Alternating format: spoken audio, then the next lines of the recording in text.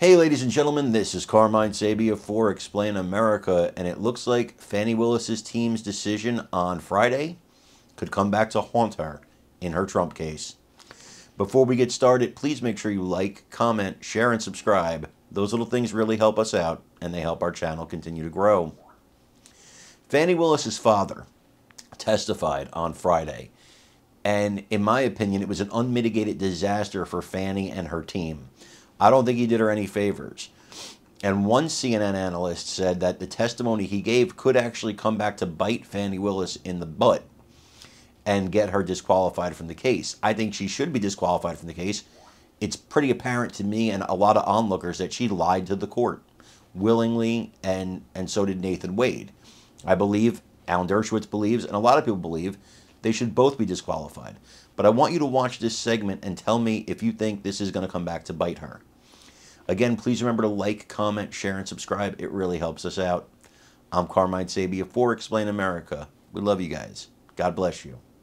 Take care, everybody. A legal profession right there. The former governor of Georgia, Roy Barnes, testified that he was offered at one point the job of being special prosecutor in the election fraud case against Donald Trump and others, and also testified a little bit to the qualifications of Nathan Wade, who ultimately did lead up that investigation. Michael Moore, you are part of this small world there. What did you hear? What was most important? Well, it was good to see Governor Barnes. He's a great guy and a friend and a great lawyer.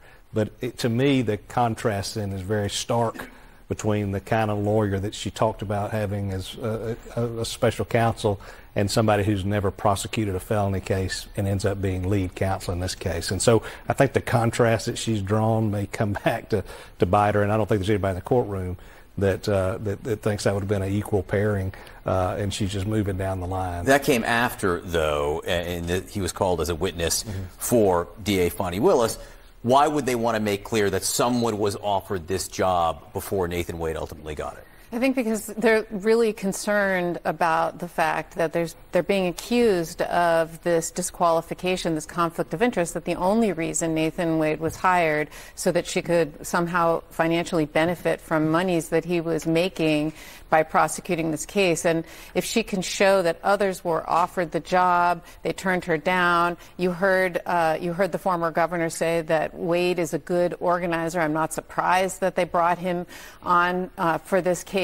It's showing kind of why he was hired. It wasn't that he was her boyfriend and she somehow wanted to financially benefit. It was more he's a good lawyer, and the other really good lawyers apparently turned her down. So, Ellie, to that point, Michael Moore there just suggested that what the defense lawyers tried to do is paint a contrast between the former governor and Nathan Wade, who was ultimately hired. But Governor Barnes testified that Wade does things well. Yeah, so there was something for both sides in what we just saw. So it is a key issue in this hearing here, whether Nathan Wade was properly qualified to have this job. What Fani Willis did is she passed over her entire office of experienced prosecutors, people who've been practicing in Fulton County, in Atlanta.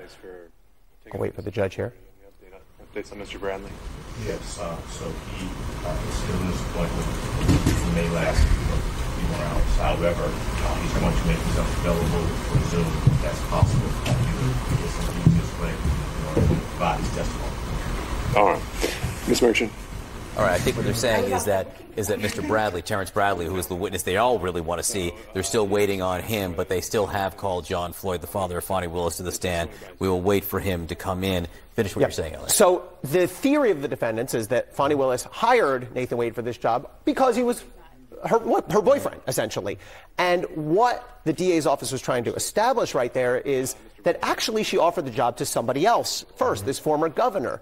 The problem, though, for the DA's office is the first thing out of the governor's mouth is, when I went to this first meeting with Fani Willis, Nathan Wade was already there. Right. So that doesn't really make the point they were hoping that they made, that somehow Nathan Wade was not the first choice. He's already in the mix.